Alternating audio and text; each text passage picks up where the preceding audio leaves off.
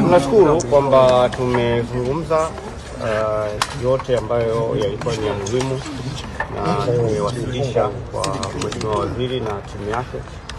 Kwa hiyo naamini vikao vitaendelea. Labda kubwa ni lipi ambalo mlijadiliwa? Mara ya kwanza wakati unaingia ulisema haujajua agenda. Labda agenda imekuwa ni nini? Maendeleo ya soka Tanzania.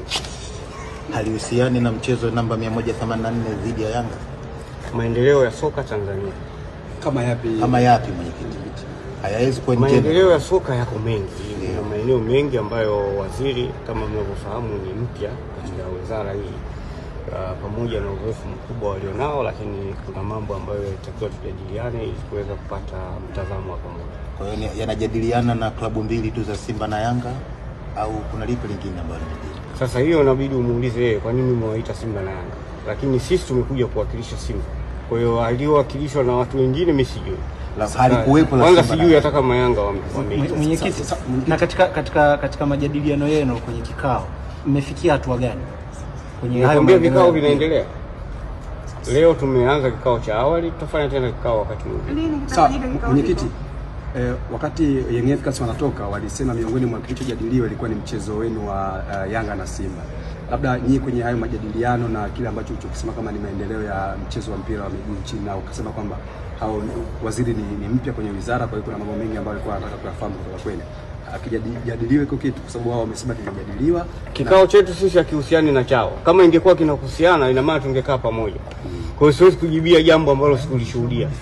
Wao walipokutana na waziri wanajua waliozungumza nayo, na kama wameeleza hivyo ni sawa.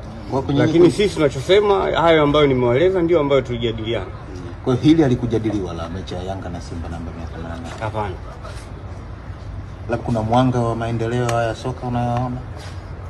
Sasa hiyo itakuja kwenye tafsiri ya mwisho ambapo tutakuja kutoa taarifa ya pamoja. Sawa, mwenyekiti, hatima ya dabi yenu sasa imefikia wapi mpaka sasa? Mamlaka si imeshasema mechi itapangiwa tarehe. Kuna haja gani tena ya kusema hatima? Kuna hatima gani nyingine? Hamna hatima. Hatima mpira utachezwa tu siku nyingine kama itakavyopangwa. Wao wanashikilia kanuni, lakini kanuni hiyo inaipa mamlaka bodi ya ligi kubadilisha mchezo muda wote pale ambapo wanaona inafaa.